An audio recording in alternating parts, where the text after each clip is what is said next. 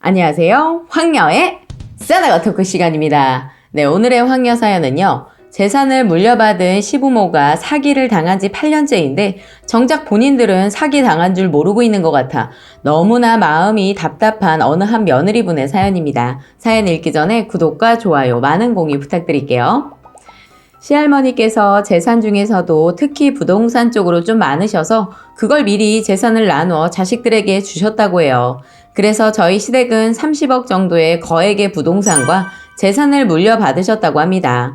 덕분에 신랑은 초중고를 엄청 윤택하게 보내고 살았었다고 하네요. 그렇게 남부럽지 않게 살다가 신랑이 대학교 때쯤 시부모께서 그 많은 전 재산을 모두 어디에 투자하셨다고 해요. 정확히는 모르겠지만 외국 무슨 보석 광산이라고 하셨던 것 같아요. 그런데 안타깝게도 투자한 이 모든 전 재산을 다 날리셨다고 해요. 그래서 시댁 상황이 많이 안 좋아져서 신랑 대학 때 정말 너무나 힘들었다고 합니다. 늘 부족함이 없이 자랐었는데 하루아침에 집이 망하니까 심지어 학교 갈 차비도 없을 정도로 힘들었다고 하더라고요. 그런데 설상가상으로 살 집도 없어서 시부모님은 떠돌이처럼 사시고 신랑은 어쩔 수 없이 결혼 전까지 다행히 할머니 댁에서 살았다고 해요. 지금도 시할머니께서는 아직 살아계시는데 저희 시부모님을 원수로 생각하시고 계십니다. 그래서 시할머니께서는 늘 시부모님 욕을 하십니다. 제가 인사를 드리러 갔을 때도 쉬지 않고 시부모 욕을 계속 하셔서 계속 듣고 있기가 민망하더군요. 어쨌든 시댁이 이런 상황인 거 알면서도 저는 신랑 성실하고 자상한 사람이라는 거 그거 하나만 믿고 결혼했습니다. 솔직히 시댁 형편 어려운 거 알고 신랑이랑 결혼했는데 결혼하고 보니 좀 속이 터지는 일이 있어서 이렇게 글을 써보네요. 저는 신랑한테 시부모님이 그냥 어디에 투자를 하셨다가 다 날린 거라고 그렇게 들어서 그렇구나 라고 생각했었는데 시어머니께서 자꾸 하시는 말이 그건 날린 게 아니고 투자한 거야. 그리고 좀 있으면 그 돈이 이제 들어올 거야. 조금만 기다려라. 너희 결혼할 때 내가 아무것도 못 해줬는데 돈 들어오면 내가 집 해줄 거야. 이런 말씀을 계속 하시는 거예요.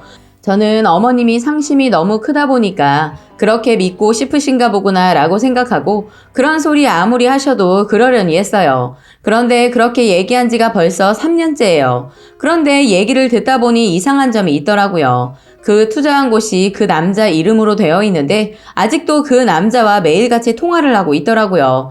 참고로 저희는 시댁이랑 같은 동네라서 시어머니를 거의 매일 뵙다시피 하는데 어느 날 제가 그 통화 내용이 궁금해서 어머니께 달라고 해서 들어봤어요.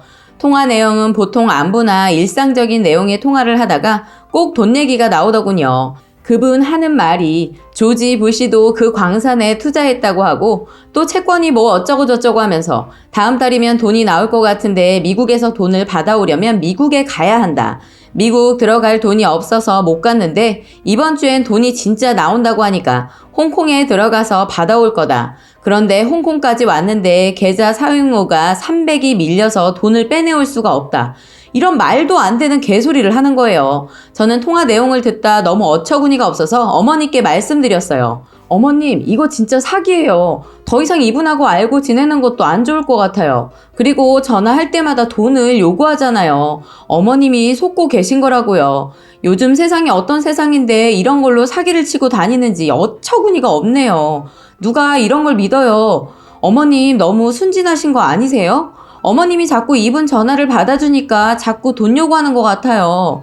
다음엔 절대로 그런 말들 받아주지 마세요. 아니, 아예 통화를 하지 마세요. 라고 말씀드렸더니 어머님이 화를 내시면서 내가 얼마를 투자했는데 부정타게 너 지금 무슨 말을 그렇게 하냐? 이럴 거면 집에 오지 마라 하시더군요. 옆에서 지켜보고 있기 너무 속상하고 제 말은 안 들으셔서 신랑 설득해 어머님한테 보냈어요. 그래서 신랑이 어머님한테 번호를 달라고 했나 봐요. 그랬더니 어머님이 거절을 하셨나 봐요. 신랑이 끝까지 설득해서 그분 번호를 알아내자마자 신랑이 보다 못해 바로 그분과 통화를 했나 봐요. 그런데 그 사람과 얘기를 하면 할수록 딱 봐도 그놈들이 사기꾼인 거 알 것 같다고 하더라고요. 그런데 문제는 엄마가 그렇게 안 믿고 있으니 어떻게 해야 할지 모르겠다고 하면서 신랑이 걱정을 말도 못하게 하면서 저에게 전화를 했더라고요. 그래서 시어머니 조금만 더 설득하고 오라고 했습니다. 그래서 신랑이 너무 걱정되어서 엄마를 설득하다 결국 엄마한테 그놈 사기꾼이라고 얘기를 했다가 엄마랑 자기만 싸움만 하다가 왔다고 얘기를 하더라고요. 그리고 무엇보다 그렇게 그놈이 계속 시어머니한테 전화를 해서 돈 얘기한 지가 벌써 8년이 넘었다고 하더라고요.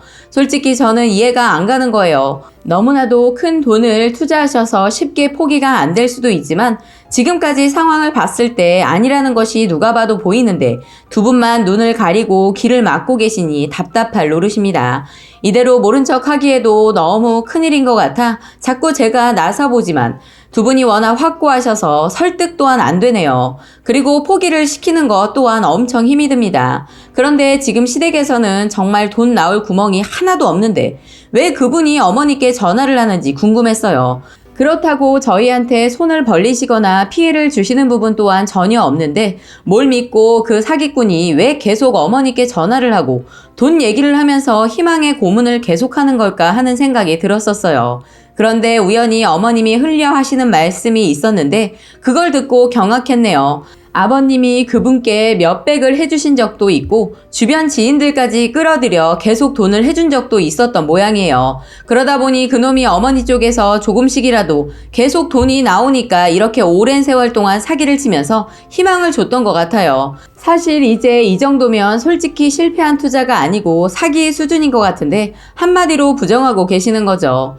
그런데 무엇보다 더 걱정이 되는 것은 시부모님 주변에서 돈을 해줬다는 것입니다. 중간에서 돈을 해준 거나 마찬가지니 시부모님도 사기꾼과 같은 한편으로 잡힐 수 있을 것 같다는 걱정도 되어서 머릿속이 복잡합니다. 그래서 제가 시어머니께 진지하게 그놈 사기꾼인 것 같다고 말씀도 드려봤더니 어머니는 옛날에 그런 것 같아서 다 알아봤다고 하더군요. 그런데 사기꾼이 아니라고 합니다.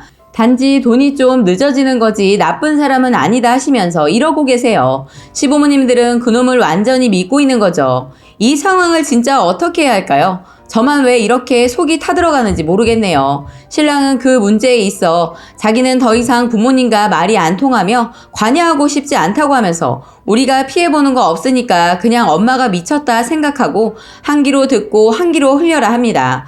그런데 이건 흘릴 문제가 아닌 것 같아서요. 그래서 신랑한테 이러다가 진짜 어머님 아버님 두 분 다 사기로 감옥 가시면 어떡해 하니까 신랑이 하는 말이 솔직히 차라리 그렇게라도 감옥에 가셔서 그놈한테 진짜 사기 당하셨다는 걸 받아들이시면 좋겠어 라고 하더군요. 그동안 자기가 그 긴 세월 동안 받은 상처와 고통이 너무 커서 잊혀지지가 않는다고 하네요. 저는 이런 신랑의 말을 들으면서 그냥 두고 지켜볼까 하다가도 너무 걱정되고 답답하다 보니까 차라리 내가 미친 척하고 경찰에 가서 신고라도 할까 생각도 해봤는데 증거가 없으니까 손 쓸 방법도 없고요. 무엇보다 법적으로 정말 아무것도 모르기도 하지만 어떻게 하는 게 좋을지 아무리 궁리해봐도 몰라서 이렇게 조언을 얻고자 글을 남겨보네요. 더 이상 저희 시부모님이 그 사기꾼의 노름에 그만 놀아나시면 좋겠습니다. 지켜만 보고 있자니 너무 안타깝고 답답하기만 합니다. 라고 사연 올려주셨습니다.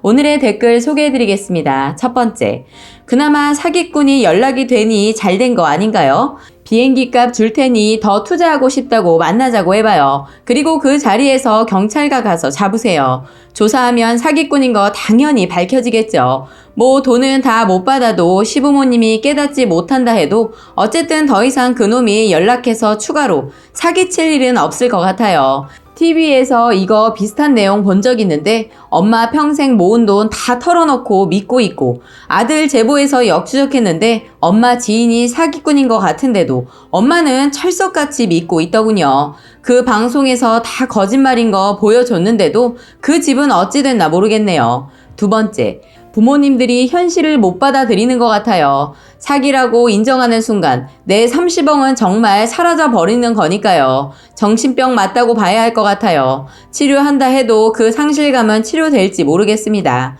세 번째, 우선 부모님들이 일말의 가능성을 보시고 희망을 저버리지 못하고 있는 건 아닌지 아니면 큰돈을 투자하셔서 사기인 것을 부정하며 인정하려 하지 않는 것인지 그런 생각이 드네요. 그것을 인정하는 순간 모든 것이 끝이라고 생각하기 때문에 생각 자체를 안 하시고 주변의 얘기 자체를 거부하는 건 아닌가 싶어요.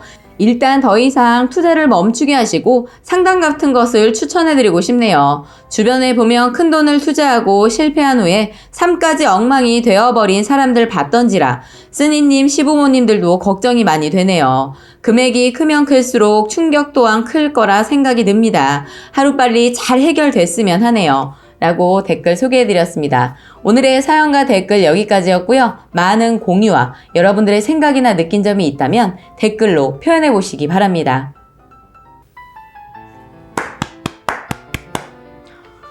자식들이 바보야? 빨리 경찰에 가서 신고를 해야지. 그거 무슨 뭐 자기는 뭘 모른다고 가만히 있으면 어떡해. 그런 걸 잘 사기치고 이런 거 잘 몰라가지고 보고만 있으면 어떡해. 빨리 경찰에 가 신고를 해야지 이 사람들아. 젊은 사람들이.